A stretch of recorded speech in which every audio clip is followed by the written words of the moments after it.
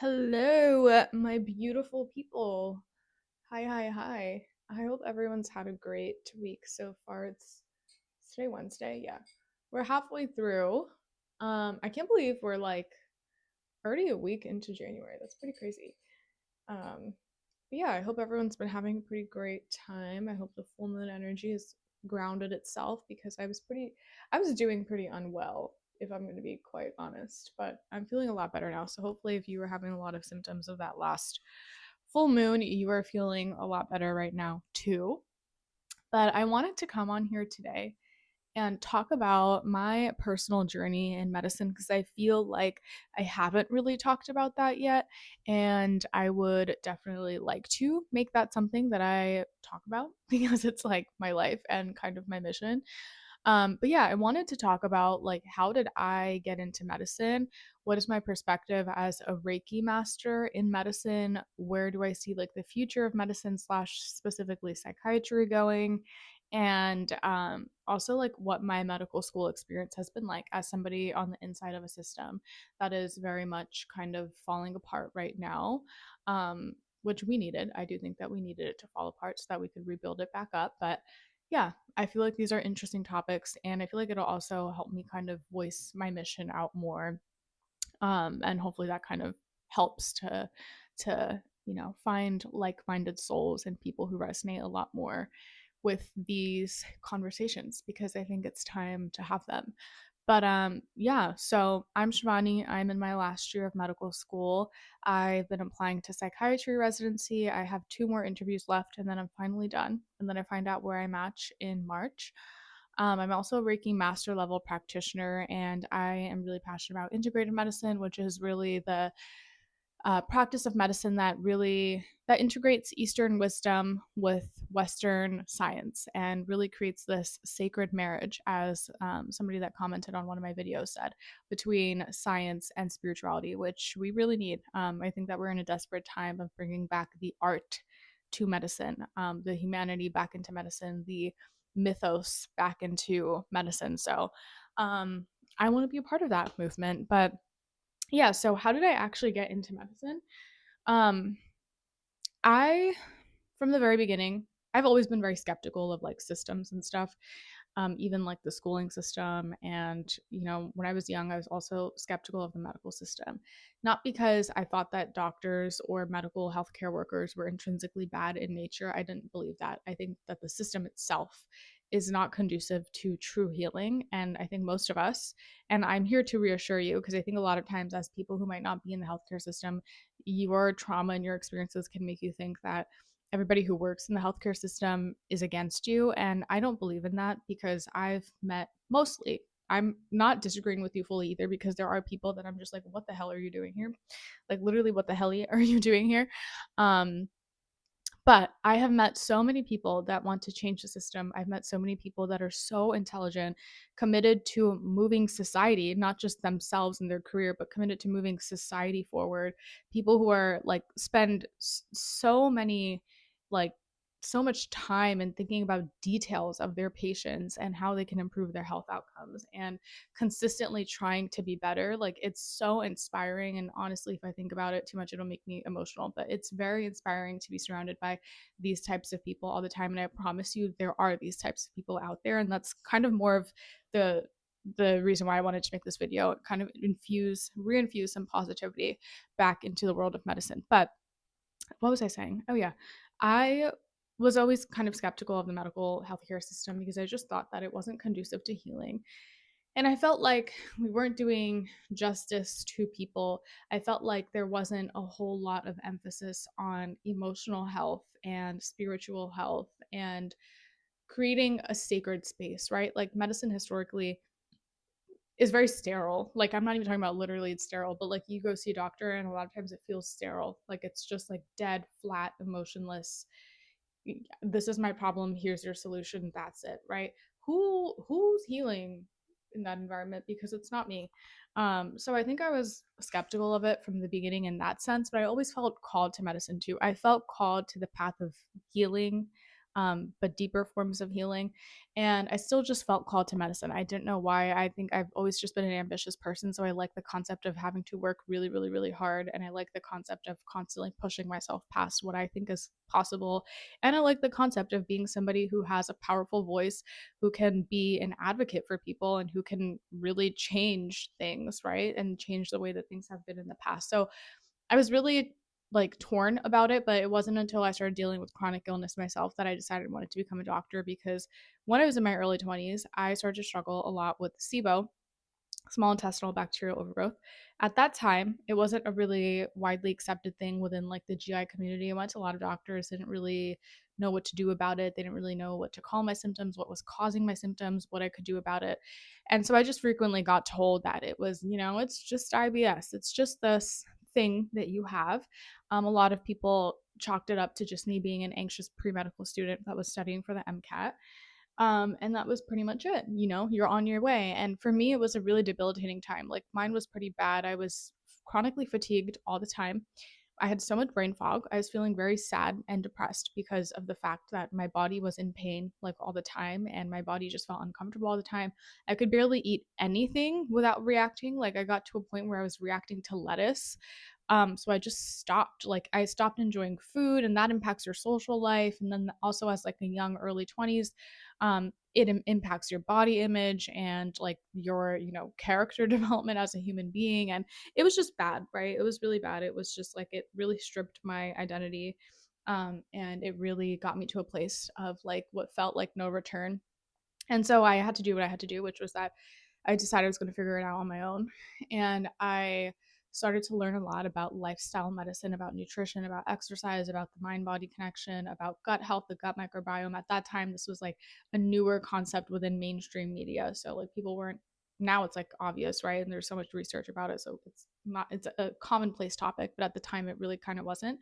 So I started learning about all these things, researching them, and I started working with an functional medicine dietitian that specialized in gut health. And she really helped me kind of just look at myself from a whole like mind body perspective and put the pieces together, which was really helpful. So that was kind of how I decided. I was like, I'm going to become a doctor and I'm going to practice medicine like this because this is getting to the root cause of problems. This is talking about things that we don't usually talk about.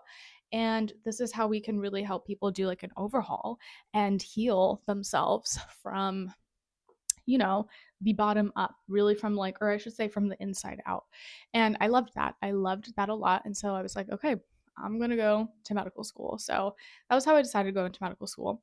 But also that chronic illness that I experienced, which I think chronic illness is a very common gateway that people then start to have a lot of more transcendental spiritual experiences. So from that chronic illness, it catalyzed a whole Kundalini awakening that I started to experience in medical school, which I think is very fascinating in hindsight.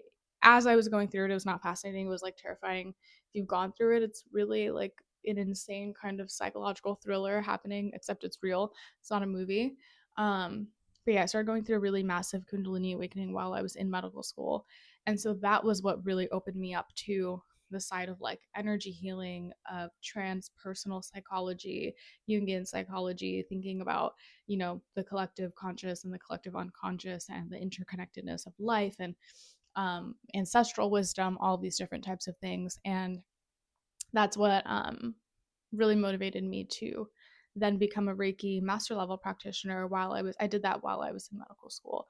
So that was my journey. And also, I feel like this is a little obvious, but that's kind of what led me into psychiatry, because that was the fullness of my experience. So um, yeah, that's sort of how I got into medicine, how I got into psychiatry, and sort of like my vision for psychiatry being able to be a place where we can bring all of these different forms of like ancestral wisdom and spiritual practices in a grounded way, not ungrounded. Okay. I'm very anti like this whole, we've gotten to this place where I think there's like extreme spiritualists, and I'm very anti that because it's too much. Like we're too ungrounded. We're bordering ourselves into really unhealthy territory, and the point is to be in your body. The point is to be here. Otherwise, you wouldn't be here, right? So let's come down. Let's come back down from our woo woo adventures up here.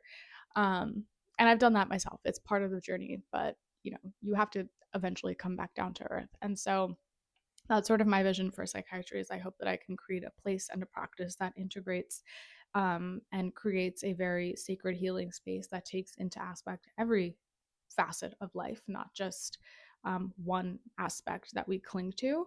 And that's sort of the premise of integrative medicine. So, integrative medicine is a field within medicine that really focuses on bringing together Eastern medicine, or sorry, I should say Eastern wisdom with Western medicine, right? So using the pros of both these ancient practices and techniques and also modern developments that we have in medicine, and taking the best of both of those things and then presenting it to our patients so that we can give them the fullness of what we can offer and what we historically as human beings have learned over time. So I love integrative medicine. It's actually like you can get formal training in integrative medicine. You can get formal training in integrative psychiatry actually in residency. These are training programs that you can get that many doctors go through and practice. Unfortunately, it doesn't fit under the current system of like insurance models. So these are the types of doctors that you'd have to pay extra for, which I hate. But hopefully we can change that in the future. Hopefully this is just like common practice in the future. But there are people practicing it. There are lots of people. There are communities now, and it's becoming a bigger and bigger thing, which I'm really excited about. Um, what I was saying about earlier, which was talking about like my experiences within medical school and why I was pleasantly surprised in medical school. So, going into medical school, like I said, I was a little bit skeptical, if I must say so myself. I was a little skeptical. But I was very pleasantly surprised. And I wanted to bring this point up because I think it's important to talk about and to reinfuse people with hope and positivity for the future, because it's really easy to get sucked into the doom and gloom, but I promise you there are so many amazing people in medicine, and I've bumped into them. I've bumped into other Reiki master practitioners that are doctors. I've bumped into other students that are Reiki masters. I've bumped into people that are so into this like alchemy and shadow work. I've met so many of these people. So I want to like scream it into your face that there are people out there that are wanting to change it. There are people that are waking up from within the system. There are people who are, putting these initiatives forward to do better and to be better. There really are. And as I've been in medical school, like our medical school, I was very surprised because I came to medical school and there was already a Students for Integrative Medicine club there, right? So through that club, we've had naturopaths, we've had people talk about plant medicines that they've had experience training in, we've had yoga teachers, we've had holistic or integrative medicine dietitians and doctors. We've had so many different people come and talk to us and really have these conversations. Even one of our own faculty members at my school, he now practices only full-time acupuncture, and he's so into this stuff, and he did a lecture for our club, the Students for Integrative Medicine, and he talked about consciousness and energy medicine and all that kind of fun stuff, and it was amazing.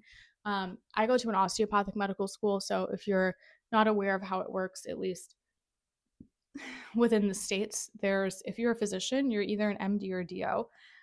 So MD, medical doctor, DO, doctor of osteopathic medicine. They're both physicians, so we have the same like ability to prescribe, diagnose, treat, etc. But when you go to osteopathic medical school, you also get additional training in osteopathic medicine. Otherwise, we both take like the same board exams. Not all the same. They're not all completely the same, but like for example, I took all of the DO board exams, and then I also took all of like the MD board exams, and then we all go to the same residency programs.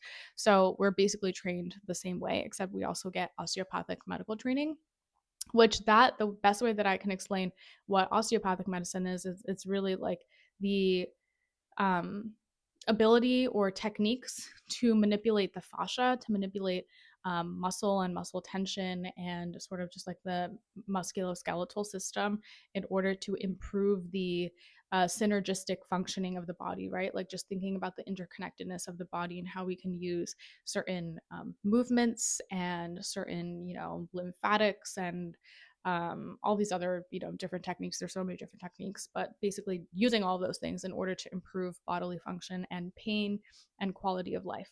So by nature, and osteopathic medicine, like part of the values of osteopathic medicine that we're always told is like mind, body, spirit healing. So I obviously gravitated to that first, but I think by nature of the school that I go to, it's also because of that, it's more open to these types of conversations that I've been talking about. But yeah, our school had Students for Integrative Medicine Club. We have attendings that practice acupuncture and believe in energy medicine. Actually, on one of my rotations for osteopathic medicine, um, I saw this whole bookshelf that was like in the clinic, and there were books about energy medicine, which as a Reiki master, I was like, whoop de doo. Like, I was like jumping up and down, but I was like, holy crap, like this stuff is really, slowly finding its way into these medical environments, which was super cool to see. Our school also had a plant based nutrition club. We had a psychedelic medicine conference that's run by students. I was a part of all of these different initiatives, but the psychedelic medicine conference was particularly my favorite because we get to talk about all the stuff that I basically talk about on this channel, talking about these more transpersonal experiences, transcendental experiences that people have, identity crisis and identity, death and rebirth and trauma healing. All of these really, really, really fascinating topics, ancestral wisdom and cultural competency, these really, really cool topics. So I was pleasantly surprised. I've met so many other students who are interested in the same things as me, other Reiki practitioners I've met as I'm interviewing. I feel like I meet at least one other Reiki practitioner doctor that's interviewing me whenever I bring it up. They're like, oh my God, me too. So I've been so pleasantly surprised. And I just feel like I've met more people, significantly more people, who are wanting to change medicine and move in that direction than people who are not. Again, I'm a little biased because I think that psychiatry is more conducive to doing that than other fields, just by nature of the field itself. It obviously lends itself to these topics and deeper forms of thought and discussion to begin with. But I think I'm very excited for the future of psychiatry. I'm very excited to be part of that. I'm very excited about the future of medicine. That doesn't mean that it's going to be kind of dark and muddy on the way getting to wherever the heck we're getting. But I feel like it's important to say that. And I think it's important for somebody within the system to be giving voice to that, because it takes a long time for these seeds that kind of pop up from, academic centers where things kind of grow, to take the time to then grow outwards into the general community and into like systemic change. So it takes a long time for that to happen. But I just felt like I really wanted to make this video because I need people to know that these changes are happening, and there are people that are waking up. There are conscious people from within these systems that want to change them, that want to do better, and that are aware. Like, trust me, as somebody who kind of was, a little confused on the path myself and afraid that I was walking into like a beast, I've been so pleasantly surprised with my journey in medicine. And I also think that with the new generation of younger generation people coming into medicine who have fresher minds, open minds, and are more interested in mental health, are more interested in, seeking these mind body connecting practices. I hope that we can move somewhere into the future where medicine kind of returns to the art form that it was, because it really is an art form. And I think that I'll end with that my mission is to return the art, the life force, return like Shakti back into medicine, because we really need that. So yeah, that's a little bit about my story. I'm excited to hear if anybody else resonates or has, a similar path, maybe in a different field, or if you're in medicine, you're a healthcare worker and you're listening to this. I'm just so curious to hear what your experiences have been, what you're excited for. If you share similar values and insight, I am excited to hear and to connect. But yeah, thanks for listening. And that's pretty much it. I shall see you guys next time. Bye.